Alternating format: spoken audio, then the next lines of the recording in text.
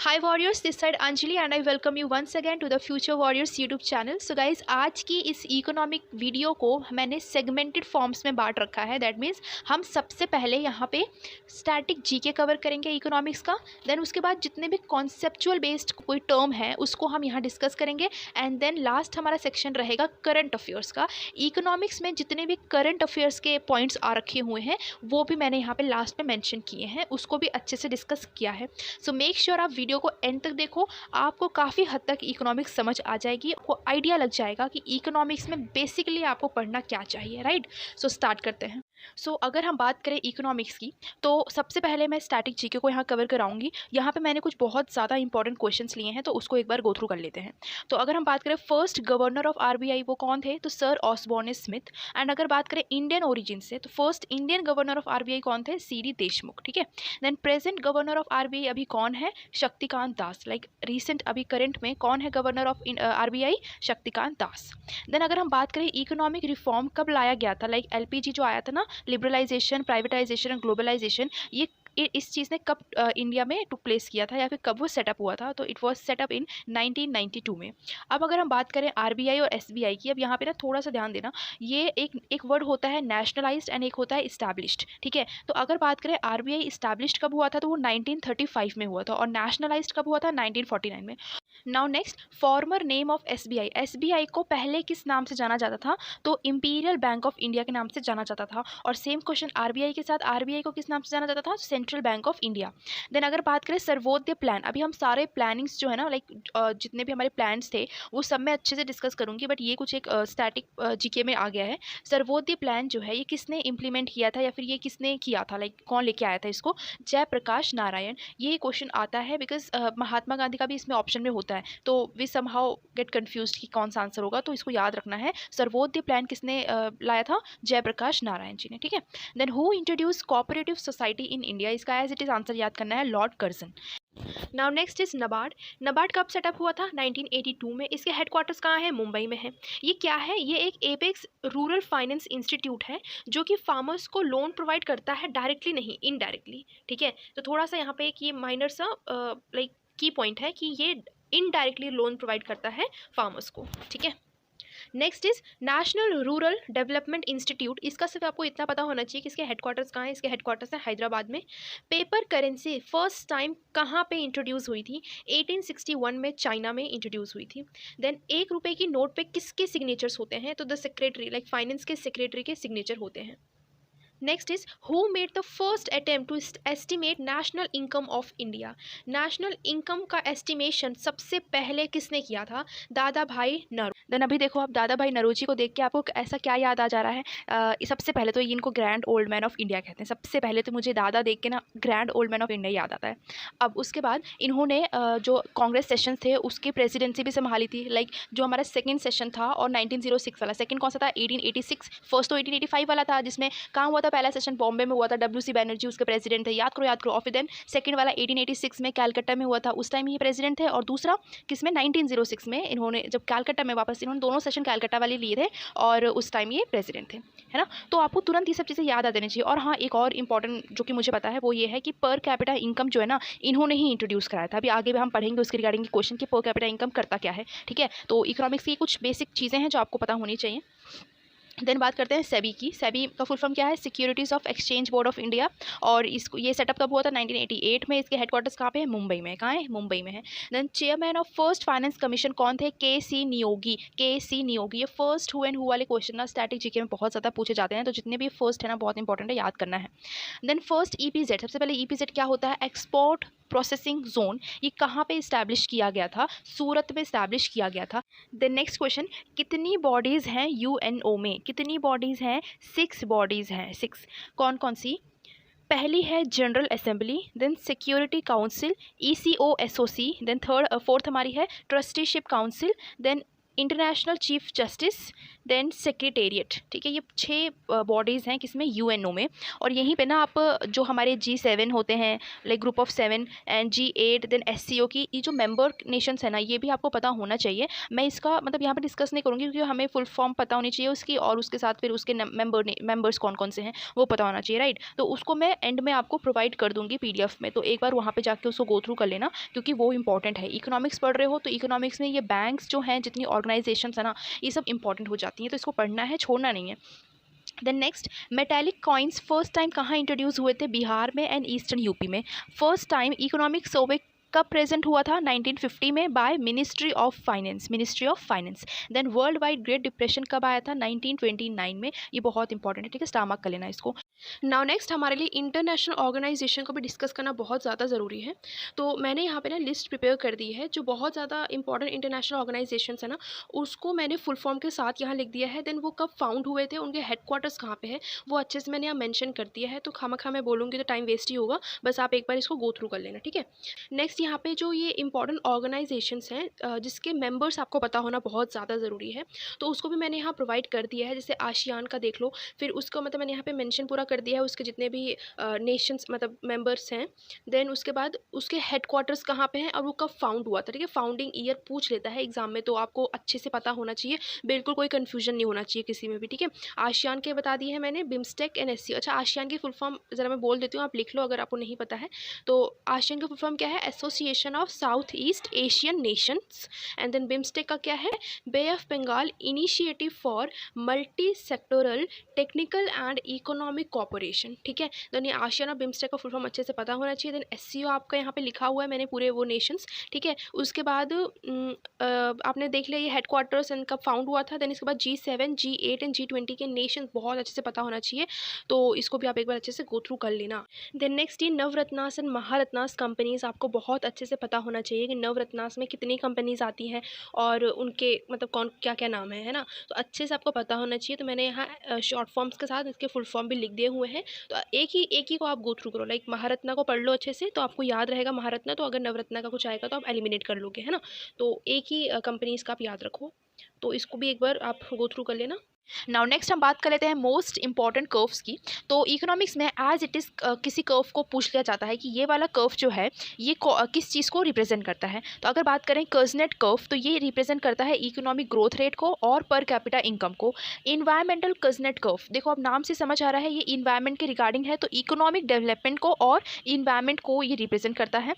Then लैफर curve किसको represent करता है, टैक्स रेट को। देन फिलिप्स कर्व ये अनएम्प्लॉयमेंट और इन्फ्लेशन को रिप्रेजेंट करता है। देन रहान कर्व या रान कर्व जैसे बोल दो आप, ये रिप्रेजेंट करता है इकोनॉमिक परफॉर्मेंस क्या है इंडिया की या फिर किसी भी दुनिया की, लाइक, ठीक है। इकोनॉमिक परफॉर्मेंस क्या है इंडिया की और गवर्नमेंट की क्या स्पेंडिंग है, गवर्नमेंट कितना स्पेंड कर रही है फॉर द इकोनॉमिक परफॉर्मेंस, ठीक है। अब स्पेंडिंग चाहे वो जिस भी चीज़ पे करे, बेसिकली यहाँ पे इंफ्रास्ट्रक्चर के बेस पे ज़्यादा इसको रिप्रेजेंट किया जाता है। Then next is Lorenz curve, और ये बहुत ज़्यादा इंपॉर्टेंट है। सबसे पहला क्वेश्चन कि लॉरेंस कर्व किसको रिप्रेजेंट करता है, अनइक्वल डिस्ट्रीब्यूशन ऑफ इंडिया, और इसको मेजर कैसे किया जाता है। Like unequal distribution of income है, like distribution of income is not equal, तो वो चीज़ को मेजर कौन करता है, गिनी कोएफिशिएंट करता है, ठीक है। तो ये गिनी कोएफिशिएंट क्या है, ऐसे करके क्वेश्चन आ जाता है। तो ये एक मेजरिंग इंस्ट्रूमेंट है जो कि क्या मेजर करता है, unequal distribution of the income. Next हम बात कर लेते हैं टैक्सेस की। तो हमारे पास दो तरह के टैक्स होते हैं, एक है डायरेक्ट टैक्स और एक होता है इनडायरेक्ट टैक्स। डायरेक्ट टैक्स के एग्जांपल क्या है, income tax, property tax, wealth tax, corporate tax. अब जो गवर्नमेंट के पास सबसे ज़्यादा टैक्स आता है ना, वो आता है कॉर्पोरेट टैक्स से। बात कर लें इनडायरेक्ट टैक्सेस की, तो उसमें एग्जाम्पल है GST, वैट, कस्टम ड्यूटीज़ जिसको हम इम्पोर्ट ड्यूटीज़ भी या इम्पोर्ट टैक्स कहते हैं, देन एक्साइज ड्यूटी। अब ये इसका डिफरेंस भी आपको पता होना बहुत ज़्यादा ज़रूरी है, कभी कभी पूछ लिया जाता है। कस्टम ड्यूटीज़ क्या होता है, जब आप सामान को लाइक गुड्स को देखो इकोनॉमिक्स में सामान को गुड्स बोला जाता है ना, तो जब आप किसी गुड को आप इंपोर्ट करते हो, लाइक बाहर किसी देश से, बाहर किसी कंट्री से आप अपनी कंट्री में ला रहे हो, इंपोर्ट कर रहे हो, तो उस पॉइंट ऑफ एंट्री के टाइम जो टैक्स लगता है वो होता है कस्टम ड्यूटीज़। अब बात करें एक्साइज ड्यूटी की, तो ये वो टैक्स है जो कि गुड्स पर ही लगता है but with in the country. Like अगर आपने किसी गुड को प्रोड्यूस किया है, लाइक प्रोडक्शन कर रहे हो, उसका सेल कर रहे हो, उसका मैन्युफैक्चर कर रहे हो, तो तब उस गुड पे जो टैक्स लगेगा उसे कहा जाएगा एक्साइज ड्यूटी। अभी यहाँ पे जैसे हमने जीएसटी देखा, तो जीएसटी का मेंशन किस आर्टिकल में है, 279 ए में है इसका मेंशन, और इसको हम डेस्टिनेशन बेस्ड कंजम्पशन टैक्स भी कहते हैं। ठीक है, जीएसटी को हम डेस्टिनेशन बेस्ड कंजम्पशन टैक्स कहते हैं। अब जैसे कि हमने टैक्सेस पढ़े, तो यहाँ पे ये 3 तरह के टैक्सेस होते हैं जो कि इकोनॉमिक्स पॉइंट ऑफ व्यू से बहुत ज़्यादा इंपॉर्टेंट होते हैं। वो है, एक तो है हमारा प्रोग्रेसिव टैक्स, दूसरा है regressive tax, and third is proportional tax. अब अगर आप ध्यान से इन वर्ड्स को देखोगे ना, इस वर्ड से थोड़ा बहुत आपको समझ आ जाएगा। प्रोग्रेसिव मतलब जब आपकी इनकम इंक्रीज होती है तो उस पर टैक्स भी इंक्रीज होता है। ठीक है, उस पर जो टैक्स लगता है वो भी इंक्रीज हो जाता है। तो प्रोग्रेसिव मतलब बढ़ना, राइट। देन रिग्रेसिव मतलब कम होना, किसका, टैक्स का, मतलब अगर आपकी इनकम बढ़ रही है तो आपका टैक्स कम हो रहा है उस पर। देन प्रोपोर्शनल टैक्स क्या होता है, प्रोपोर्शन मतलब इक्वल, मतलब इनकम में चेंज हुआ तो टैक्स लेकिन सेम ही रहता है उसमें। ठीक है, इनकम चेंज होती है तो टैक्स भी सेम ही रहता है। तो दिस इज़ प्रोपोर्शनल टैक्स। तो एज इट इज़ ये कीवर्ड्स हैं, इसको पूछ लिया जाएगा कि प्रोपोर्शनल टैक्स क्या होता है, रिग्रेसिव टैक्स क्या होता है, तो आपको पता होना चाहिए। अब नेक्स्ट हम बात कर लेते हैं प्लान्स की, और ये प्लान्स बहुत ज़्यादा इंपॉर्टेंट है। आप कोई भी एग्ज़ाम उठा लो, अगर इकोनॉमिक्स से कोई क्वेश्चन आया है तो प्लानिंग से क्वेश्चन ज़रूर आया है। तो इसको ध्यान से सुनना और ध्यान से इसको आप रिवाइज भी करना। तो अगर हम बात कर लें इंडियन इकोनॉमी की, इंडियन इकोनॉमी कैसी इकोनॉमी है, ये एक मिक्स्ड इकोनॉमी है। ठीक है, अभी आगे इसका मेंशन है कि मिक्स्ड इकोनॉमी हमने किस प्लान में साबित किया था या फिर किस प्लान में हमने अडॉप्ट किया था उसको। तो अगर हम बात करें फर्स्ट प्लान की, तो वो प्लान हेरोल्ड डोमर मॉडल के नाम से जाना जाता है। What is it, Harold Domar model. इसमें सबसे ज़्यादा फोकस किया गया था एग्रीकल्चर पे। ठीक है, बस फर्स्ट प्लान में आपको इससे ज़्यादा नहीं याद करना कुछ। देन सेकंड प्लान, ये महलनोबिस प्लान के नाम से जाना जाता है। इस प्लान में रैपिड इंडस्ट्रियलाइजेशन हुआ था, जिसकी वजह से हमने मिक्स्ड इकोनॉमी साबित की थी। मतलब बेसिकली हमने ये किया, अडॉप्ट किया था कि इंडिया की इकोनॉमी मिक्स्ड इकोनॉमी है। मिक्स्ड इकोनॉमी मतलब होता क्या है कि जिसमें सोशलिस्ट एंड कैपिटलिस्ट दोनों चीज़ें होती हैं। ठीक है, तो उसे ही हम बोलते हैं mixed economy.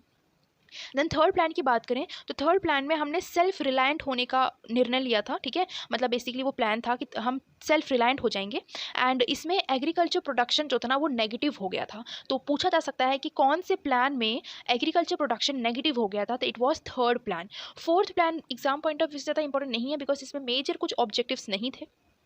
Then fifth plan की बात करें, इसमें डी धर ने लॉन्च किया था रिमूव पॉवर्टी को, जिसका मतलब था गरीबी हटाओ। ठीक है, देन इसमें रोलिंग प्लान भी इंपॉर्टेंट है कि फिफ्थ प्लान में ही रोलिंग प्लान को इम्प्लीमेंट किया गया था। इन टोटल हमारे पास 5 आईआईटीज अब तक इस्टेब्लिश्ड हैं, लाइक 5 प्लान के मतलब 5 प्लान तक हमारे पास 5 आईआईटीज इस्टेब्लिश हो चुकी थी। अब बात करें सिक्स्थ प्लान की, तो इसमें इकोनॉमिक का लिबरलाइजेशन हुआ था। इकोनॉमिक लिबरलाइजेशन हुआ था कौन से प्लान में, सिक्स्थ प्लान में। सेवन्थ प्लान में क्या हुआ था, ब्लू रेवोल्यूशन लाया गया था। ब्लू रेवोल्यूशन ये बहुत ज़्यादा ज़रूरी है, क्योंकि ब्लू रेवोल्यूशन का मेंशन अब बजट में भी किया गया है। तो देयर आर सर्टेन पॉसिबिलिटीज़ कि ब्लू रेवोल्यूशन का पूछा जा सके कि कौन से प्लान से ये लाइक एसोसिएटेड है ना। देन एट्थ प्लान में क्या हुआ था, मॉडर्नाइजेशन हुआ था इंडस्ट्रीज़ का, और यहीं पे आप याद रखेंगे इकोनॉमिक रिफॉर्म को, है ना। मॉडर्नाइजेशन मतलब क्या है, इकोनॉमिक रिफॉर्म को अडॉप्ट किया गया था। इकोनॉमिक रिफॉर्म कब अडॉप्ट किया गया था, लाइक एलपीजी आया था ना, लिबरलाइजेशन, प्राइवेटाइजेशन एंड ग्लोबलाइजेशन। ये कब अडॉप्ट किया गया था, 1991 में। ये बेसिकली है क्या, इसका मतलब है कि मतलब सारी चीज़ों की प्रायोरिटी जो थी ना, लाइक इंडस्ट्रीज़ वगैरह की, वो गवर्नमेंट सेक्टर को ज़्यादा प्रायोरिटी दी जाती थी। बट इस रिफॉर्म के चलते प्राइवेट सेक्टर्स को भी प्रायोरिटी देने लगी, लाइक प्राइवेट सेक्टर्स को भी बहुत ज़्यादा प्रायोरिटी मिलने लगी। ठीक है, और यहीं पर आप याद रखोगे कि एट्थ प्लान में ही, ठीक है, एट्थ प्लान में ही इंडिया जो था वो वर्ल्ड ट्रेड ऑर्गेनाइजेशन का मेंबर बना था। ठीक है, एंड इसी प्लान में मुखर्जी कमेटी भी सेटअप हुई थी। तो ये बहुत ज़्यादा ज़रूरी है। Then ninth is not important. Next tenth plan में आपको सिर्फ इतना याद रखना है कि इस प्लान में 20 पॉइंट्स प्रोग्राम की इंट्रोड्यूस किए गए थे। देन 11th इंपॉर्टेंट नहीं है, टेंथ भी इतना ज़्यादा इंपॉर्टेंट नहीं है, ये बस एक ऐसा की पॉइंट लिखा हुआ था मेरी बुक में तो मैंने वहीं से लिख दिया इसको।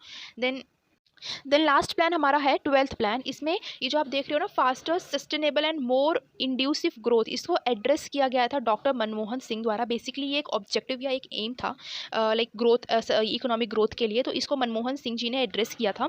और इसमें आपको एक और चीज़ याद रखनी है कि सर्विस टैक्स के कॉन्सेप्ट को भी किसने लॉन्च किया था या किसने इंप्लीमेंट कराया था, मनमोहन सिंह जी ने ही इंप्लीमेंट कराया था। अब नेक्स्ट हम कुछ बहुत ज़्यादा स्टैटिक थोड़ा बहुत ये हो जाता है, बट ये इंपॉर्टेंट भी है। तो यहाँ पे ये है कि फर्स्ट टाइम किसने इकोनॉमिक प्लानिंग इन इंडिया बनाई थी, या फिर who made the economic planning in India first time. तो इसका आंसर है एम विश्वेश्वरैया। इन्होंने प्लान्ड इकोनॉमी ऑफ इंडिया की एक बुक भी लिखी है, तो ये आपको इंपॉर्टेंट है, याद रखना। देन अगर हम बात करें प्लानिंग कमीशन की, अब यहाँ पे जो चीज़ मैं बोलूँगी ना, that will be much more important. देखो, प्लानिंग कमीशन जो है वो 15 मार्च 1950 में आया था। सबसे पहली बात ये है कि इसको डेट को आपको याद रखना है। अब प्लानिंग कमीशन के चेयरमैन कौन होते हैं? उस टाइम के जो प्राइम मिनिस्टर होते हैं वो ही प्लानिंग कमीशन के चेयरमैन होते हैं। तो जब 1950 में ये बना था तब उस टाइम चेयरमैन कौन थे? जवाहरलाल नेहरू। अब देखो यहाँ पे जवाहरलाल नेहरू की मैं पूरी यहाँ पे व्याख्या नहीं करने वाली कि ये कौन थे, इनके बारे में हमें क्या क्या चीज़ें याद आती हैं। आप वीडियो को पॉज करो, खुद रिकॉल करो कि जवाहरलाल नेहरू के लिए आप क्या क्या चीज़ें याद कर सकते हैं। ठीक है, उनके रिगार्डिंग कुछ भी चीज़ें लाइक स्ट्रैटेजी के रिगार्डिंग, इनके सेशंस, कांग्रेस सेशन आपको याद आ रहे हो तो वो आप फटाफट बोल लो। ठीक है, देन अगर हम बात करें प्लानिंग कमीशन ये कौन से टाइप की बॉडी है, तो ये एक नॉन स्टैट्यूटरी बॉडी है। और ये चीज़ ना बहुत ज़्यादा ज़रूरी है आपको याद करना कि ये एक नॉन स्टैट्यूटरी बॉडी है। देन प्लानिंग कमीशन को रिप्लेस किया गया था नीति आयोग द्वारा। नीति का फुल फॉर्म पूछ लिया जाता है समटाइम्स इन द एग्जाम, तो इसका फुल फॉर्म है national institute for transforming India. इसको रिप्लेस कब किया गया था? जनवरी 2015 में। इसके हेडक्वार्टर्स कहाँ पे हैं? न्यू दिल्ली में है। अच्छा, अब यहाँ पे ना इसके ऑब्जेक्टिव्स प्लीज़ ढंग से सुन लेना। ये planning commission like NITI Aayog हो गया अब तो, है ना? तो नीति आयोग के ऑब्जेक्टिव्स क्या होते हैं? इसका ऑब्जेक्ट होता है कि सिर्फ एक स्ट्रैटेजी को फ्रेम करना, एक स्ट्रैटेजी को बनाना। इसका कभी भी ये एम नहीं होता है कि वो पॉलिसी बनाए या फिर किसी भी चीज़ को फंडिंग करे, है ना? किसी भी चीज़ में फंडिंग करे, किसी भी स्कीम वगैरह में होता है ना फंडिंग वगैरह अलॉट की जाती है, तो ये सब इनके ऑब्जेक्टिव नहीं होते। इनका ऑब्जेक्टिव सिर्फ इतना है कि ये एक प्रॉपर स्ट्रैटेजी को फ्रेम करें। तो ये बहुत सारी इंपॉर्टेंट इन्फॉर्मेशन थी प्लानिंग कमीशन की जो आपको याद होना बहुत ज़्यादा ज़रूरी है। इसको स्टेटमेंट वाइज भी पूछ। नेक्स्ट हम बात कर लेते हैं, अभी हमने ये जो प्लानिंग्स पढ़ी तो इसमें जो फर्स्ट 5 साल के प्लान है ये हमने कहाँ से बोरो किए थे? ये हमने बोरो किया है रशिया से। किससे? रशिया से। नाउ नेक्स्ट, अभी ये नाबार्ड के रिगार्डिंग कुछ इन्फॉर्मेशन है जो कि हमने ऑलरेडी डिस्कस कर ली है, बट यहाँ पे फुल फॉर्म आप देख लो। National Bank for Agriculture and Rural Development, इसको सेटअप किया गया था 1982 में। इसके हेडक्वार्टर्स कहाँ पे है? मुंबई में। ऑब्जेक्टिव आप फटाफट याद कर लो अपने ब्रेन में। देन एनडीबी क्या है? ये नेशनल डेवलपमेंट बैंक है जिसके हेडक्वार्टर्स कहाँ पे है? शंघाई चाइना में है। Then RBI nationalised and established भी हमने पढ़ लिया है। देन फिस्कल पॉलिसी क्या होती है? फिस्कल पॉलिसी क्या होती है? इसमें सबसे पहले आपको ये याद करना ज़रूरी है कि फिजिकल पॉलिसी जो है ये निकलती कैसे है। लाइक इसका ये एक अमाउंट है बेसिकली, तो इसको निकाला कैसे जाता है, काउंट कैसे किया जाता है। तो जो टोटल एक्सपेंडिचर होता है ना गवर्नमेंट का, लाइक जितनी भी गवर्नमेंट की खर्च है, गवर्नमेंट का जितना खर्च है उसमें से माइनस किया जाता है टोटल रिसिप्ट, जितना गवर्नमेंट को मिला होता है पैसा। और वो जो रिसिप्ट होती है टोटल रिसिप्ट, उसमें से बोरोइंग्स को एक्सक्लूड किया जाता है। बोरोइंग्स मतलब जो भी लोन्स अगर गवर्नमेंट ने लिया है तो वो टोटल रिसिप्ट में से हटा के टोटल एक्सपेंडिचर में से माइनस किया जाता है, तब जाके जो अमाउंट निकलता है वो होता है हमारा फिस्कल पॉलिसी। अब ये गवर्नमेंट इस पैसे का करती क्या है, तो ऑब्वियसली गवर्नमेंट के पास जो रेवेन्यू आता है वो उसको जो गवर्नमेंट होती है वो कंट्री की इकोनॉमी को इन्फ्लुएंस करने के लिए या फिर कंट्री की इकोनॉमी को डेवलप करने के लिए खर्च करती है ना, तो उस चीज़ के लिए ये इसको इस्तेमाल करती है। और ये फिस्कल पॉलिसी जो ये फाइनेंस मिनिस्ट्री के अंडर आती है। नेक्स्ट हम बात करते हैं एसबीआई की। तो एसबीआई एक लार्जेस्ट नेशनलाइज्ड बैंक है इंडिया का और बिगेस्ट पब्लिक सेक्टर है बैंक ऑफ इंडिया का। ये लाइन बहुत इंपॉर्टेंट है कि एसबीआई क्या है। अभी हम इसके रीसेंट की कुछ बात करें तो रीसेंट के चेयरमैन कौन है? दिनेश कुमार खरा। एंड हेडक्वार्टर्स कहाँ पे? इसके मुंबई में। फाउंड हुआ था 1 जुलाई 1955। सो अब हम बात कर लेते हैं मोस्ट इंपॉर्टेंट टर्म्स की जो कि इकोनॉमिक पॉइंट ऑफ व्यू से बहुत ज़्यादा इंपॉर्टेंट है। सो पहला है यहाँ पे इन्फ्लेशन। देखो इन्फ्लेशन वर्ड इकोनॉमिक्स में बहुत ज़्यादा सुनने को मिलता है, राइट? तो इन्फ्लेशन है क्या बेसिकली? सो इन्फ्लेशन वो एक कंडीशन है जहाँ पे जो गुड्स एंड सर्विसेज होते हैं ना उनके प्राइस लेवल में बहुत ज़्यादा इंक्रीमेंट हो जाता है। मतलब जितने भी गुड्स एंड सर्विसेज हैं, जितने भी सामान या फिर चीज़ें वगैरह हैं, उनका प्राइस जो होता है ना बहुत ज़्यादा बढ़ जाता है, उसे ही हम कहते हैं इन्फ्लेशन। अब ये इसके फैक्टर्स क्या हैं? ठीक है, what are the factors for the inflation जो कि इन्फ्लेशन को अकर करते हैं, लाइक इन्फ्लेशन करवाते हैं। तो जब लोगों की डिमांड बढ़ जाती है ना, डिमांड बहुत ज़्यादा बढ़ जाती है, तो उसका ऑल्टरनेट क्या होता है कि हमारा गुड का प्राइस भी जो होता है ना वो भी बहुत ज़्यादा बढ़ जाता है, चीज़ों का दाम बहुत ज़्यादा बढ़ जाता है।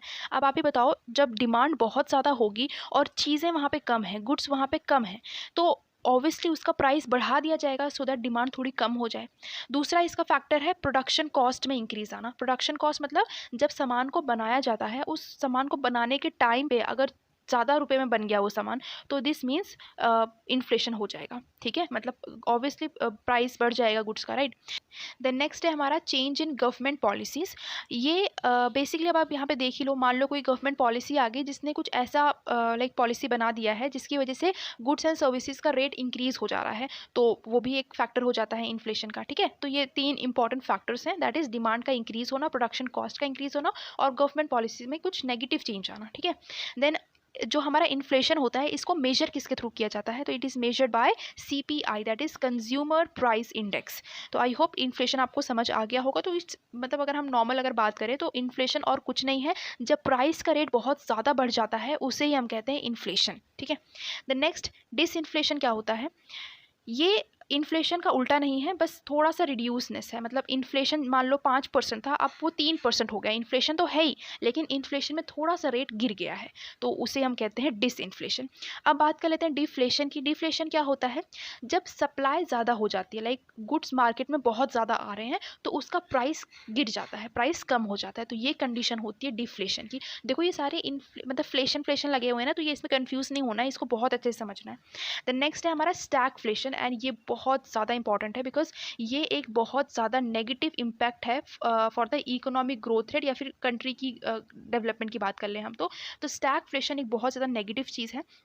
ये है क्या, बेसिकली जब बहुत ज़्यादा इन्फ्लेशन हो जाता है, लाइक प्राइस गुड्स के प्राइस बहुत ज़्यादा बढ़ जाते हैं सामानों वगैरह के, और इकोनॉमिक ग्रोथ रेट बहुत कम हो जाती है और अनएम्प्लॉयमेंट बहुत ज़्यादा बढ़ जाता है। सोचो ये कितनी वर्स्ट कंडीशन है ना, तो इसे ही हम कहते हैं stagflation. The next is recession. Recession क्या होता है, ये हम मार्केट टर्म्स में बहुत ज़्यादा सुनते हैं, लाइक बिजनेस जब डाउन चला जाता है, तो अगर बिजनेस डाउन चला जाता है तो उसी चीज़ को हम कहते हैं रिसेशन। लास्ट है हमारा हाइपर इन्फ्लेशन। ये वो कंडीशन होती है जब इन्फ्लेशन बहुत फास्ट ग्रो करता है, लाइक बहुत फास्ट इंक्रीज होता है। ये क्यों होता है, इसका कंडीशन मतलब इन्फ्लेशन जैसा ही है, लाइक इन्फ्लेशन कब होता है, जब आपकी डिमांड बढ़ जाती है तो गुड्स का प्राइस लेवल जो है वो बढ़ जाता है, तब इन्फ्लेशन कहला जाता है ना वो चीज़। हाइपर इन्फ्लेशन भी सेम चीज़ है, आपकी डिमांड बढ़ जाती है, लेकिन आपकी डिमांड क्यों बढ़ती है वो यहाँ पे रीज़न है हाइपर इन्फ्लेशन का।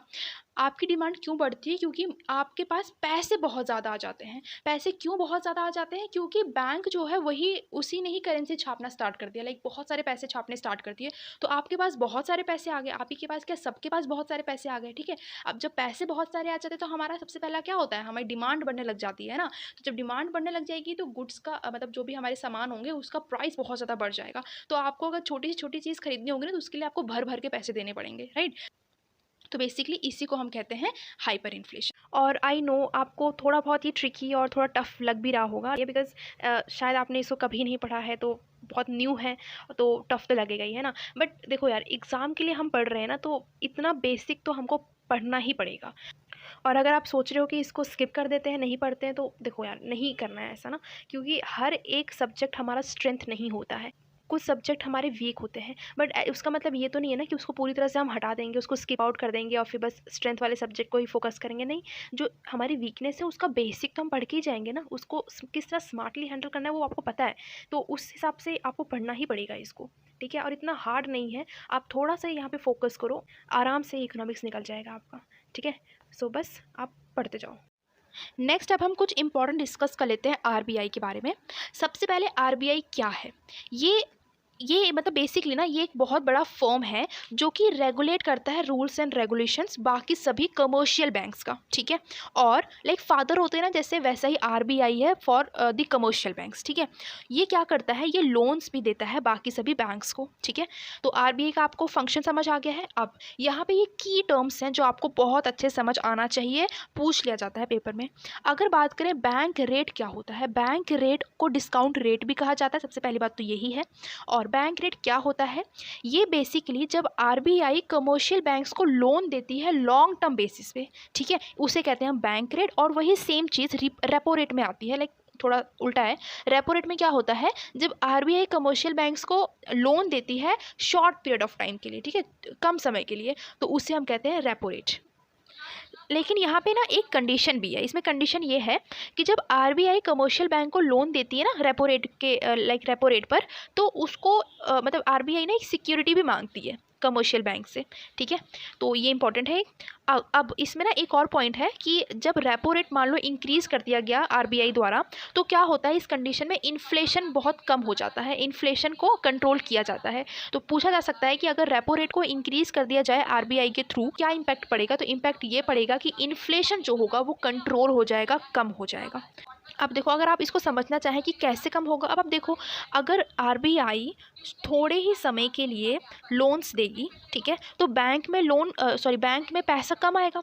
अब बैंक में पैसा कम आएगा तो बैंक लोन भी कम देगी, लाइक हम कस्टमर्स को, है ना, लोन कस्टमर्स मतलब बैंक कस्टमर्स को लोन कम देगी तो लाइक मनी का सर्कुलेशन ज़्यादा नहीं होगा, लोगों के पास ज़्यादा पैसा नहीं आएगा, तो डिमांड ज़्यादा नहीं बढ़ेगी, डिमांड ज़्यादा नहीं बढ़ेगी तो प्राइस का लेवल नहीं बढ़ेगा, जो कि हम क्या समझते हैं इन्फ्लेशन से, कि जनरल प्राइस लेवल जो होता है वो इंक्रीज़ हो जाता है सामानों का, ठीक है। तो अगर रेपो रेट बढ़ जाएगा तो इन्फ्लेशन कंट्रोल हो। नेक्स्ट इंपॉर्टेंट टर्म है रिवर्स रेपो रेट। अब भाई ये क्या है? ये वो कंडीशन होती है जब आरबीआई बोरो करता है कमर्शियल बैंक से, मतलब कमर्शियल बैंक के पास बहुत पैसा आ गया है, अब वो आरबीआई को पैसे देने लग जाती है, ठीक है। तो आरबीआई जब बोरो करता है कमर्शियल बैंक से तो उसे हम कहते हैं रिवर्स रेपो रेट। तो अगर आपको रेपो रेट पता है तो उसका उल्टा कर दो पूरी तरह से, है ना। अब सीआरआर क्या होता है? कैश रिजर्व रेशो इसका फुल फॉर्म है। क्या है ये? क्या होती है ये वो अमाउंट होता है जो बैंक को मेंटेन करना पड़ता है विद आरबीआई, ठीक है, बहुत ध्यान से समझना है इसको। और एसएलआर क्या होता है? Statutory liquidity ratio. ये वो बैंक का अमाउंट होता है जो बैंक हमेशा ही मेंटेन करती है, लाइक 15% जो होता है ना वो बैंक हमेशा मेंटेन करके रखती है अपने पास, बाकी सभी जो अमाउंट होता है उसको लोन के लिए सर्कुलेट कर देती है आगे, ठीक है। तो ये इंपॉर्टेंट चीज़ है जिसको आपको याद रखना है। नाउ नेक्स्ट हम बात कर लेते हैं एम्प्लॉयमेंट की। इकोनॉमिक्स में एम्प्लॉयमेंट वाला टॉपिक बहुत इंपॉर्टेंट हो जाता है।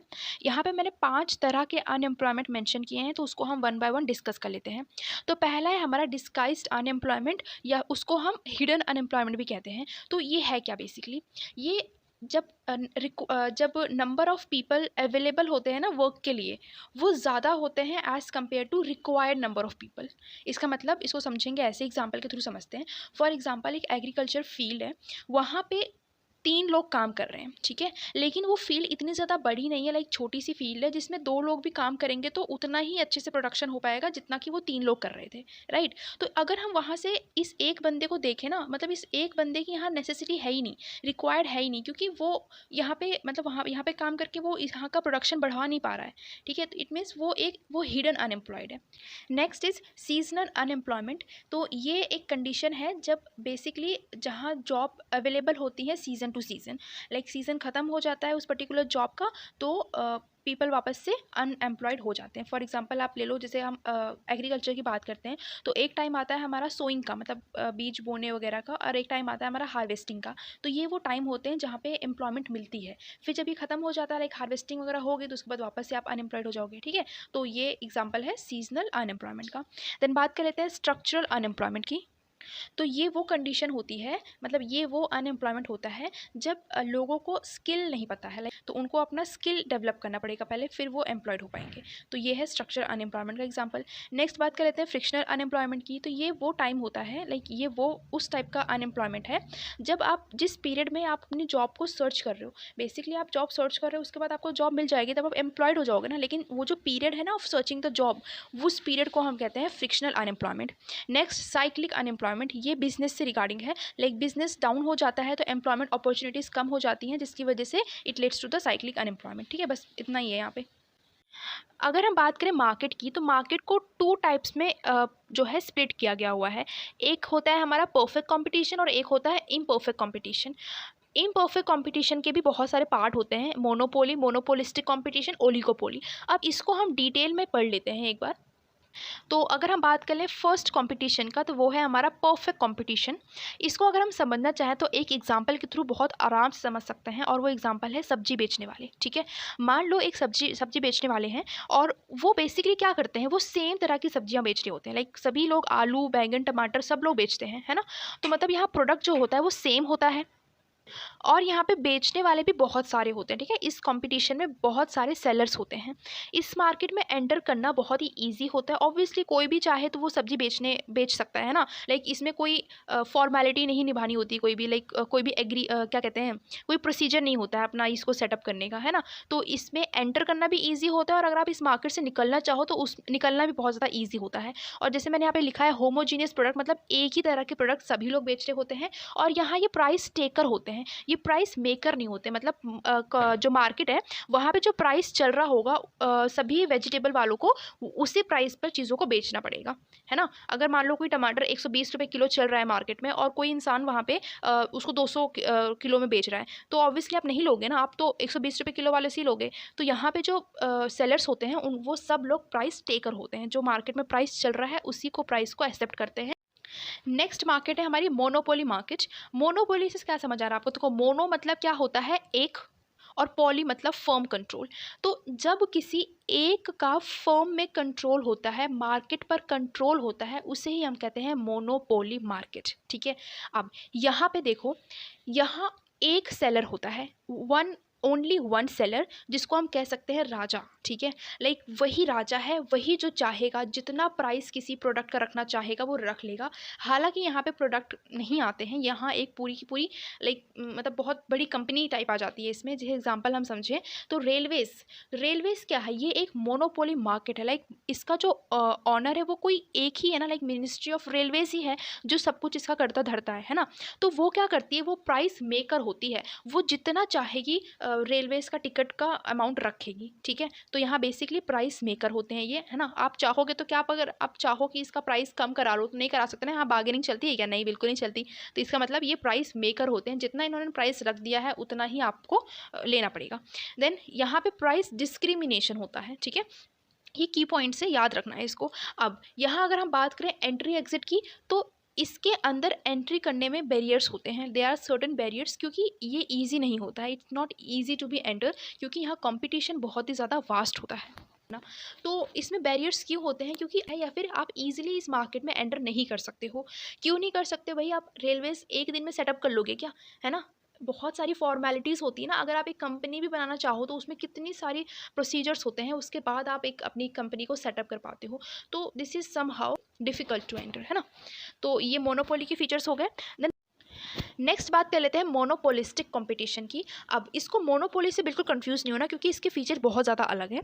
मोनोपोलिस्टिक कंपटीशन में क्या होता है, यहाँ पे सेलर्स बहुत सारे होते हैं और वो प्राइस टेकर होते हैं, है ना। हमने मोनोपोली में क्या पढ़ा था कि वो प्राइस मेकर होते हैं। लाइक रेलवेज है तो रेलवे कुछ भी प्राइस बना सकता है, कोई भी किराया रख सकता है ना टिकट वगैरह का, तो वो प्राइस मेकर था।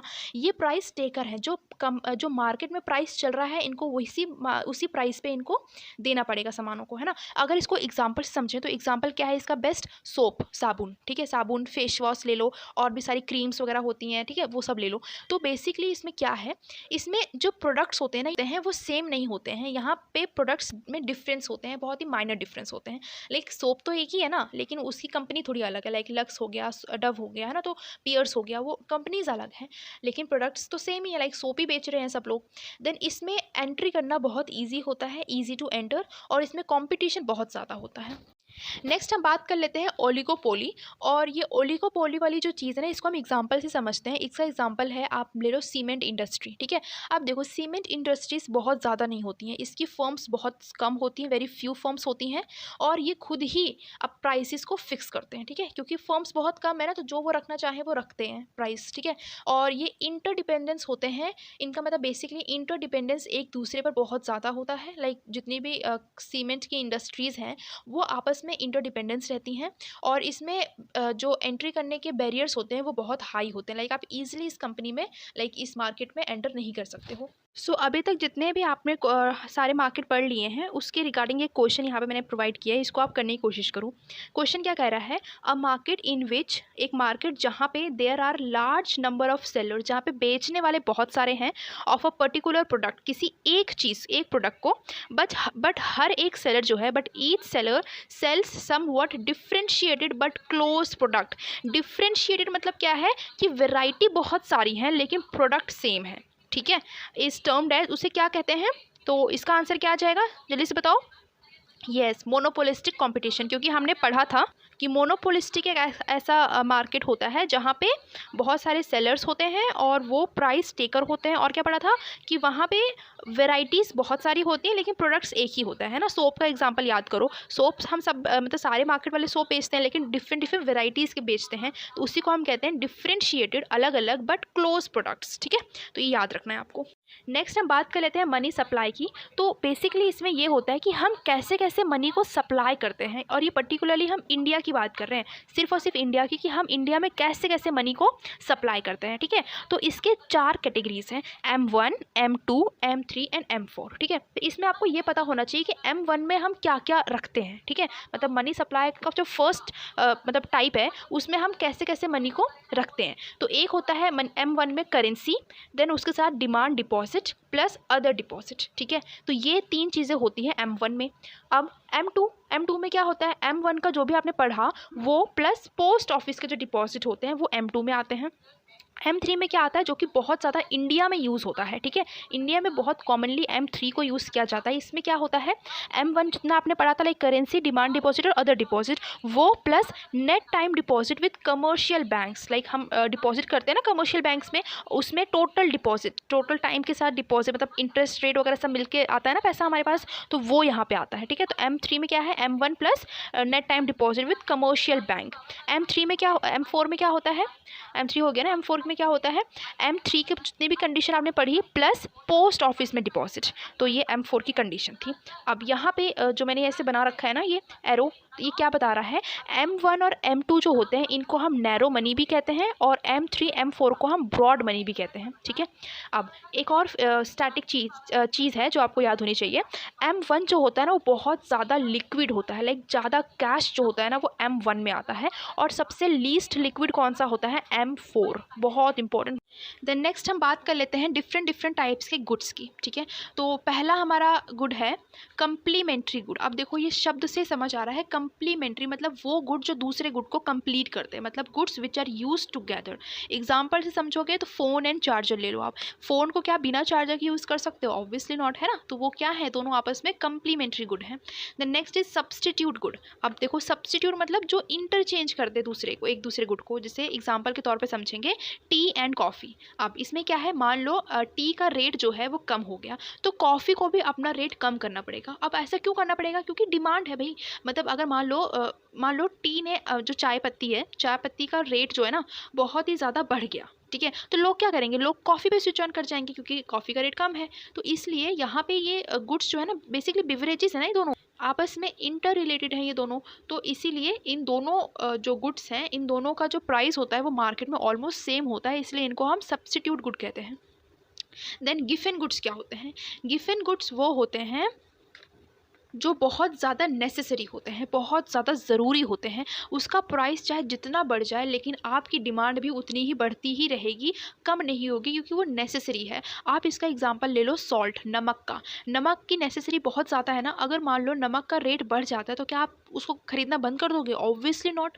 नमक के बिना कोई स्वाद आता है क्या खाने में, नहीं, तो आपकी डिमांड भी बढ़ेगी ही, चाहे प्राइस बढ़े या मतलब चाहे प्राइस बढ़े या ना बढ़े आपकी डिमांड उतनी ही रहेगी, है ना। Next is luxury good. Luxury good को हम वेबलेट गुड भी कहते हैं। अब देखो इसको थोड़ा समझने की ज़रूरत है कि अगर मान लो आपकी इनकम बढ़ जाती है ना तो आपकी डिमांड इस जो लग्जरी गुड्स की होती है ना वो बहुत ज़्यादा बढ़ जाती है। अभी आप सोचो, अभी मान लो आपके पास कुछ नॉर्मल सा अमाउंट है, ठीक है, आप सोच रहे हो कुछ चांदी का सामान लेने के लिए, अभी वहीं पर आपकी इनकम बढ़ जाएगी, ठीक है, तो आप चांदी नहीं, आप सोना खरीदने लगोगे, है ना, सोने को खरीदने लगोगे, तो इसमें क्या हुआ, आपकी डिमांड एग्रेसिवली बढ़ जाती है। तो नेक्स्ट इज इन्फीरियर गुड्स। अभी इन्फीरियर गुड्स क्या होते हैं, ये वो गुड्स होते हैं जो कि रिलेटेड होते हैं, आपकी इनकम अगर बढ़ जाती है तो उन गुड्स की डिमांड कम हो जाती है। अब ये कैसे गुड्स हो गए, जैसे मान लो अभी लग्जरी का ले लो एग्जांपल, कि अगर आपकी इनकम बढ़ जाती है तो आप किसकी डिमांड करोगे, आप लग्जूरियस गुड्स की डिमांड करते हो ना, आप इन्फीरियर जो कि बहुत ही मतलब नॉर्मल से गुड्स होते हैं उनकी डिमांड आप नहीं करते हो, राइट। तो ये मतलब थोड़ा बहुत रिलेटेड है लग्जरी गुड्स से, तो उधर से आपको समझना है इसको। देन इकोनॉमिक गुड्स कौन से होते हैं, इकोनॉमिक गुड्स वो गुड्स होते हैं जो कि हमारे यहाँ बहुत ज़्यादा स्केर्स हैं, मतलब बहुत ज़्यादा लिमिटेड हैं, तो उसको हमें बहुत ही ज़्यादा वाइसली, बहुत ही स्मार्टली उसको यूज़ करना पड़ता है, ठीक है, तो उसे हम कहते हैं इकोनॉमिक गुड। देन नेक्स्ट ये कुछ इंपॉर्टेंट टर्म्स है जिसको आपको पढ़ना और समझना ज़रूरी है। जीडीपी, जीडीपी क्या होता है? Gross domestic product. देखो ग्रॉस मतलब पूरा एक साल, ठीक है, डोमेस्टिक मतलब इंडियन टेरिटरी के अंडर, और प्रोडक्ट मतलब सामान। तो बेसिकली जब पूरे एक साल में कितना ज़्यादा प्रोडक्शन हुआ है किसी भी गुड्स एंड सर्विसेज को बेचकर, वो कहलाई जाती है जीडीपी, ठीक है। और जीडीपी सबसे ज़्यादा मैक्सिमम कंट्रीब्यूशन किसका रहता है जीडीपी में? सर्विस सेक्टर का, ठीक है। अभी यहाँ पे एक लिस्ट देखो आप, ये देखो मैंने यहाँ पे क्या है, प्राइमरी सेक्टर, सेकेंडरी सेक्टर और टर्शियरी सेक्टर। तो जो टर्शियरी सेक्टर है दैट इज सर्विस सेक्टर, वहाँ से जीडीपी सबसे ज़्यादा जनरेट होता है, ठीक है। देन जीएनपी क्या होता है? जीएनपी जो जीडीपी होता है ना, जीडीपी आपने समझा मतलब कि जो भी गुड्स एंड सर्विसेज का प्रोडक्शन होता है with in a year in the domestic territory plus abroad, मतलब कितना पैसा आप बाहर से भी लेके आए हो, या बाहर मतलब बाहर से मतलब अब्रॉड से जितना पैसा आप इंडिया में लेके आए हो, तो उस पूरे नेट प्रोडक्ट को कहते हैं हम जीएनपी। जीएनपी का मतलब क्या है? Gross net product. Then next is net domestic product, NDP. NDP कैसे निकालते हैं हम? जीडीपी में से डेप्रिशिएशन को माइनस कर देते हैं, ठीक है। तो इसको एज इट इज़ याद करना है। देन टोटल प्रोडक्शन क्या होता है भाई? टोटल प्रोडक्शन क्या होता है? Capital formation in an economy पे ये चीज़ डिपेंड करती है, ठीक है। मतलब हमें कैसे पता चलेगा कि टोटल कितना प्रोड्यूस हुआ है इंडिया में कोई भी चीज़, है ना? तो वो कैसे पता चलेगा? जितना पैसा बना होगा इंडिया में उसी से पता लगेगा, उसी पर ही डिपेंड करेगा कि टोटल प्रोडक्शन कितना हुआ है। अब नेक्स्ट यहाँ पे है फॉरेन एक्सचेंज रेट। देखो आपने सुना है ना बहुत ज़्यादा, तो इसके ना एग्जांपल्स आपको पता होना चाहिए कि फॉरेन एक्सचेंज रेट में क्या क्या आता है। गोल्ड, देन यूएस डॉलर आता है, नॉन यूएस डॉलर करेंसीज आती हैं। तो ये तीनों चीज़ें फॉरेन एक्सचेंज रेट में आती हैं, सॉरी रिजर्व में आती हैं। देन एफडीआई क्या होता है? फुल फॉर्म पहले देख लो, फॉरेन डायरेक्ट इन्वेस्टमेंट। इसका मतलब देखो क्या समझ आ रहा है आपको? फॉरेन से डायरेक्ट इन्वेस्टमेंट हो रहा है, मतलब जब कोई फॉरेन एंटिटी या फॉरेन कोई भी चीज़, एंटिटी मतलब कोई फॉरेन की बिजनेस या फिर कोई भी इंस्टीट्यूट आकर हमारे इंडिया में सेटअप कर ले, कोई भी इंस्टीट्यूट, ठीक है, तो उस चीज़ को हम कहते हैं एफडीआई, मतलब फॉरेन डायरेक्ट इन्वेस्टमेंट। तो इसका अगर हम साफ साफ शब्दों में देखें तो foreign entity setting up an educational institute in India, तो उसे ही हम कहते हैं एफडीआई। अब यहाँ पे according to economic survey maximum FDI किसके पास है? सिंगापुर के पास सबसे ज़्यादा एफडीआई है, then Mauritius, then UAE and then USA के पास। तो ये इंपॉर्टेंट है। अब यहाँ हम मनीटरी सिस्टम में कुछ इंपॉर्टेंट मनी को डिस्कस कर लेते हैं। लाइक ये एक लिखा है ना मैंने, फियाट मनी या फाइट मनी बोल दो आप इसको, then fiduciary money, full bodied money and credit money. तो ये क्या है बेसिकली? ये जो फियाट मनी होता है या फाइट मनी जो होता है, इसको ये क्या है? देखो हम जो पैसे हैं उसको as a medium of exchange use करते हैं, राइट। आप पैसे देते हो तो आपको चीज़ें मिलती हैं, तो सिर्फ पैसा ही क्यों, वही पैसा ही क्यों? लाइक अब आपके पास जो क्या कौन से नोट है, 10 रुपये की नोट है मान लो, तो वो 10 रुपये की नोट ही क्यों दुकानदार एक्सेप्ट करता है? क्यों वो बोलता है कि हाँ आप 10 रुपये की नोट यही वाली दो मुझे, तभी मैं आपको सामान दूंगा? तो वो 10 रुपये की नोट वही वाली ही एक्सेप्टेबल क्यों है? क्योंकि उसे गवर्नमेंट ने इशू किया है। गवर्नमेंट बोलता है कि आपको किसी भी चीज़ का एक्सचेंज करना है तो आपका जो मीडियम होगा वो मनी यही वाला मनी होगा, राइट। तो फियाट मनी मतलब कि वो मनी जो गवर्नमेंट इशू करती है for the medium of exchange, ठीक है। आई होप ये समझ आया होगा। देन फिड्यूशरी मनी क्या है? फिड्यूशरी मनी होता है, इसका एग्जांपल से देखो आप, चेक।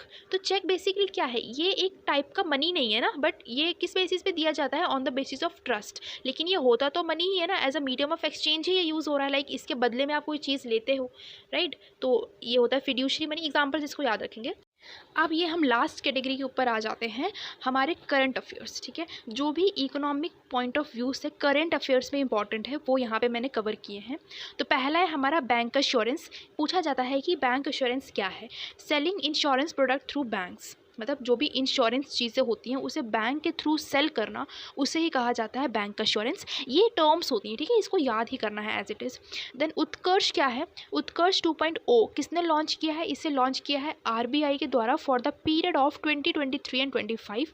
पीरियड इतना ज़्यादा इंपॉर्टेंट नहीं है, इम्पॉर्टेंट ये है कि उत्कर्ष 2.0 क्या है। इसके थ्रू आरबीआई ये समझता है, या फिर आरबीआई के लिए एक गाइडलाइन आती है कि आरबीआई को कैसे अपने परफॉर्मेंस को इम्प्रूव करना है, राइट। आरबीआई क्या करता है? वो सभी को मॉनिटर करता है ना, लाइक फादर की तरह होता है आरबीआई सभी बैंक्स के लिए। तो आरबीआई कैसे अपने आप को इम्प्रूव करे, उसके लिए है ये उत्कर्ष 2.0, लाइक उत्कर्ष का सेकेंड वर्जन है ये। Then Kirit Parekh panel. ये पैनल क्या है? ये बेसिकली नेचुरल गैस प्राइसिंग को लाइक जो नेचुरल गैस होती है ना उसकी प्राइसिंग को सेटअप करने में हेल्प करता है ये पैनल, कि कितना प्राइस रखना चाहिए नेचुरल गैसेस का, तो वो प्राइस रखवाने के लिए हेल्प करता है ये पैनल, ठीक है। देन ग्लोबल रिस्क रिपोर्ट को कौन रिलीज़ करता है? रिलीज़ करा जाता है वर्ल्ड इकोनॉमिक फोरम के द्वारा। Then trade plus one T+1, trade plus one T+1 मतलब क्या है? ट्रेड प्लस वन, ये सेटलमेंट साइकिल है। तो इसको सबसे पहले किसने स्टार्ट किया था? फर्स्ट टाइम इसको स्टार्ट किया गया था चाइना के थ्रू, और अभी अब कौन इसको स्टार्ट कर रहा है, लाइक यूज़ कर रहा है? इंडिया इसको यूज़ कर रही है। क्या? T+1, ट्रेड प्लस वन, ठीक है। तो ये T+1 है क्या बेसिकली? जैसे आप देखते हो ना, हम पेमेंट कर देते हैं, जैसे मान लो हम कोचिंग्स वगैरह ज्वाइन करते हैं, तो कोचिंग्स वालों को हम पेमेंट करते हैं, राइट। तो जब हम पेमेंट करते हैं उनको किसी भी लाइक किसी एक अथॉरिटी के थ्रू पेमेंट किया जाता है ना, मुझे अब एग्जांपल नहीं याद आ रहा, किसी भी मतलब कोई एक ऑर्गेनाइजेशन जिसके थ्रू हम पे करते हैं, तो उसमें क्या होता है ना, वो पेमेंट को सेटल होने में, बैंक में सेटल होने में टाइम लगता है। लाइक ऐसा हमें लगता है कि हमने पेमेंट कर दी है तो वो डायरेक्ट जिसके बैंक में पे किया है, जिसके बैंक अकाउंट नंबर में पे किया है, उसके बैंक में डायरेक्ट वो अमाउंट जाके लाइक चला जाता है ना, लेकिन वो सेटलमेंट होने में ना उसको टाइम लगता है, और उसी साइकिल को हम कहते हैं, वो सेटलमेंट साइकिल को ही कहा जाता है T+1। आई होप समझ आया होगा। Then next is India and Singapore. और हाँ, यहाँ पे ना इतना ज़्यादा ऐसा पैनिक होने की ज़रूरत नहीं है कि यार ये क्या है, मतलब बस इतना है कि आपकी नज़र में ये होनी चाहिए कि आपने किरीट पारेख पैनल आपने पढ़ा है, उत्कर्ष पढ़ा है आपने, RBI से रिगार्डिंग है ये, बस इतना बहुत है। अब उसका इन डेप्थ नॉलेज इतना ज़्यादा इंपॉर्टेंट नहीं है, ये मतलब इकोनॉमिक्स पॉइंट ऑफ व्यू से ना आपसे स्टेटमेंट बेस नहीं आएगा, जहाँ तक कि मुझे लगता है। लेकिन वही है ना, थोड़ा बहुत तो नॉलेज तो होना ही चाहिए। लाइक उत्कर्ष 2.0 पढ़ लिया आपने कि ये RBI के लिए है, लेकिन एटलीस्ट क्या है वो थोड़ा बहुत पढ़ लो, है ना। तो डरना नहीं है, बिल्कुल भी हो जाएगा आराम से। देन इंडिया एंड सिंगापुर की बात करें, इंडिया एंड सिंगापुर ने लॉन्च किया है UPI का फुल फॉर्म पहले समझ लो क्या है, लिख लो खुद ही, देखो, unified payment interface. Unified payment interface ये एक पे नाउ लिंकेज है, ठीक है। बस इतना याद करना है आपको। UPI को लॉन्च किसने किया है? इंडिया एंड सिंगापुर ने। देन PMAY, प्रधानमंत्री आवास योजना, अभी आपने पढ़ा भी होगा, प्रधानमंत्री आवास योजना अर्बन, है ना, उसके कुछ साल पूरे हो गए हैं, तो उसी के चलते ये वाली स्कीम का जो एक इम्पॉर्टेंट क्वेश्चन है वो आता है कि प्रधानमंत्री आवास योजना के तहत जो इसका आउटले था ना, वो 66% इंक्रीज़ कर दिया गया हुआ है। दैट इज़ 79,000 करोड़ रुपीज़ जो हैं वो इसमें और भी इंक्रीज़ कर दिए गए हैं। अभी यहीं से अगर आपको याद आ रहा हो, जो बजट सेशन था उसमें सबसे ज़्यादा आउटले किसको मिला था? रेलवे को मिला था, है ना। और क्या याद आता है आपको? रेलवे से CO2, carbon dioxide, right. Carbon dioxide को हमने एमिशन करने का, लाइक कार्बन एमिशन का जो टारगेट था वो हमारा कितना था? 2030 तक का था, और 2017 से कुछ याद आता है? कार्बन न्यूट्रल होने का हमारा टारगेट है, राइट, 2070। देन एंजल इन्वेस्टर कौन होते हैं? ये वो इन्वेस्टर्स होते हैं जो कि प्रपोज करते हैं कि आपको इस फंड में, एंजल फंड में इन्वेस्ट करना चाहिए, लाइक इन्वेस्टर की तरह ये होते हैं। और यहाँ पे ये ना क्वालिफिकेशन है, लाइक सीनियर मैनेजमेंट प्रोफेशनल्स होते हैं with at least 10 years of experience. कौन? ये एंजल इन्वेस्टर्स कैसे होते हैं वो यहाँ पे लिखा गया है। देन नेक्स्ट हम बात कर लेते हैं फॉल बैक लाइबिलिटी, ठीक है। फॉल बैक लाइबिलिटी ये क्या है? ये E-कॉमर्स का रूल है, इलेक्ट्रॉनिक कॉमर्स के रूल हैं। लाइक जैसे हम अगर हम बात करें कि जितने भी हमारे ऑनलाइन ट्रांजैक्शंस होते हैं, या फिर ऑनलाइन हम किसी भी किसी भी कंपनी के थ्रू हम कोई भी चीज़ खरीदते हैं, लाइक मान लो मिंत्रा ऐप से हम खरीदते हैं ना, तो उनके कुछ अपने रूल्स होते हैं, तो उसे ही कहा जाता है फॉल बैक लाइबिलिटी, ठीक है। The next is ethanol blending that the central government will start in petrol. वो कितना % स्टार्ट करने वाली है? 20% स्टार्ट करने वाली है। Then 4 pillars of human development, कौन से वो 4 पिलर्स हैं जो कि ह्यूमन डेवलपमेंट को मेंशन करते हैं? 4 इंपॉर्टेंट है बहुत। कौन से हैं? Equity, productivity, empowerment and sustainability, ठीक है। ये 4 पिलर्स हैं ह्यूमन डेवलपमेंट के। देन पॉवर्टी को एलिविएशन करने के लिए एक सब्सिडी है, दैट इज़ UBI। इसका फुल फॉर्म आपको पता होना चाहिए, यूनिवर्सल बेसिक इनकम। ये किससे एसोसिएटेड है? पॉवर्टी के एलिविएशन से, और ये एक सब्सिडी के फॉर्म में है। इतना पता होना चाहिए बस, इससे ज़्यादा कुछ नहीं। Now next question, open market operations of RBI refers to buying and selling of what? It refers to buying and selling of government bonds। अब ये क्या है? ये open market operations क्या होता है? ये basically जो RBI होती है ना, वो कमर्शियल बैंक से, लाइक किसी भी बैंक से, कमर्शियल बैंक मतलब कोई भी बैंक ना, RBI किसी भी बैंक से जब पैसा ले लेती है और बदले में क्या देती है? अपने गवर्नमेंट बॉन्ड या गवर्नमेंट सिक्योरिटीज सेल कर देती है कमर्शियल बैंक्स को। इससे होता क्या है? इससे ये होता है, अभी आप ही सोचो, अगर कमर्शियल बैंक्स में ज़्यादा पैसा रहेगा तो मार्केट में भी ज़्यादा पैसा जाएगा ना, ज़्यादा पैसा सर्कुलेट होगा तो लोगों के पास भी ज़्यादा पैसा आ जाएगा। अब ज़्यादा पैसा आएगा तो क्या होगा, डिमांड बढ़ जाएगी, डिमांड बढ़ जाएगी तो क्या होगा, प्राइस बढ़ जाएगा, प्राइस बढ़ जाएगी तो क्या होगा, इन्फ्लेशन हो जाएगा। ठीक है, तो अगर ओपन मार्केट ऑपरेशन किया जाता है, आरबीआई कमर्शियल बैंक से पैसे लेती है और बदले में गवर्नमेंट सिक्योरिटीज़ देती है, तो इससे क्या होता है, कमर्शियल बैंक के पास ज़्यादा पैसा नहीं रह पाता है और इन्फ्लेशन इससे कंट्रोल होता है। ठीक है, इन्फ्लेशन चीज़ बहुत अच्छे से याद होनी चाहिए, बहुत अच्छे से समझ आनी चाहिए। Then next is per capita income. ये क्या है, इससे मतलब बेसिकली हमें पता है ये क्या होता है, इससे क्या मतलब बेसिकली इससे क्या मेजर किया जाता है। अगर किसी भी कंट्री की इकोनॉमिक डेवलपमेंट को मेजर करना है तो आपको उस कंट्री की पर कैपिटा इनकम जाननी होगी। ठीक है, तो per capita income is used as a measurement of economic development. The next is most demanded और क्विक माइग्रेशन फॉरेन करेंसी कौन सी होती है, तो इट इज़ हॉट करेंसी। ठीक है, अभी हॉट करेंसी क्या होता है, बेसिकली जो करेंसी सभी ही कंट्रीज़ में एक्सेप्टेबल होती है या फिर बहुत ज़्यादा डिमांडेड होती है, उस करेंसी को कहते हैं हॉट करेंसी। ठीक है, अब यहाँ पे एक और वर्ड आता है हार्ड करेंसी का। अब हार्ड करेंसी क्या होती है, ये हार्ड करेंसी ना किसी भी रुपए को लाइक किसी भी करेंसी को हार्ड होने के लिए, हार्ड करेंसी बनने के लिए दो स्टेजेस को एक्सेप्ट करना पड़ता है, दो स्टेजेस से गुजरना पड़ता है। पहले स्टेज क्या है कि demand in trade, like trading करते वक्त उस करेंसी की डिमांड हो। ठीक है, तब वो करेंसी कहलाएगी हार्ड करेंसी। या फिर क्या, पहला तो एक तो डिमांड इन ट्रेड होना चाहिए और दूसरा पॉलिटिकल स्टेबिलिटी, उस कंट्री में पॉलिटिकल स्टेबिलिटी होनी चाहिए, तब जाके मतलब ये दोनों कंडीशन जब सेटिस्फाई हो जाएंगी तब उस कंट्री की करेंसी को हार्ड करेंसी माना जाएगा। तो ये बहुत ही माइनर सा क्या कहते हैं डिफरेंस था हॉट करेंसी और हार्ड करेंसी का। ठीक है, देन ईसीएस का फुल फॉर्म क्या होता है, electronic clearing services. Then market law को प्रपोज किसने किया था, जेबी से ने। ठीक है, now next is crowding in and crowding out. इसका डेफिनेशन मतलब इसका जो मतलब कीवर्ड होते हैं ना, ये पता होने चाहिए आपको। तो क्राउडिंग इन क्या होता है, सबसे पहली बात तो ये है कि ये एक पॉजिटिव साइन है इकोनॉमिक ग्रोथ के लिए। ठीक है, क्राउडिंग इन एक पॉजिटिव साइन है। तो इसका मतलब क्या है, जब गवर्नमेंट की स्पेंडिंग इंक्रीज कर देती है प्राइवेट सेक्टर के इन्वेस्टमेंट को और इकोनॉमिक ग्रोथ रेट को, बस इतना पता होना चाहिए कि गवर्नमेंट की स्पेंडिंग इंक्रीज कर देती है प्राइवेट सेक्टर इन्वेस्टमेंट को एंड इकोनॉमिक ग्रोथ को। देन क्राउडिंग आउट क्या होता है, ये मतलब अब देखो उल्टा हो जाएगा ना, क्राउडिंग इनका उल्टा हो जाएगा क्राउडिंग आउट। तो इसका मतलब क्या है, जब गवर्नमेंट की स्पेंडिंग रिड्यूस कर देती है प्राइवेट सेक्टर के इन्वेस्टमेंट को और इकोनॉमिक ग्रोथ रेट को भी रिड्यूस कर देती है। ठीक है, तो आई होप ये दोनों पॉइंट आपको अच्छे समझ आ गए होंगे। सो आई होप गाइज आपको ये वीडियो अच्छे समझ आ गई है। इसके रिगार्डिंग जितने भी मैंने लाइक करंट अफेयर्स के रिगार्डिंग, स्टैटिक जीके के रिगार्डिंग, इकोनॉमिक्स में जो इंपॉर्टेंट है वो मैंने यहाँ पे बखूबी कवर करना चाहा और मतलब मैंने कर भी दिया है। सो आई होप आपको ये वीडियो पसंद आई होगी एंड इसकी PDF जो है ये टेलीग्राम पे मैंने अपलोड कर दी है, तो वहाँ पे जाके एक बार चेक कर लेना। So thank you so much, take care, bye bye.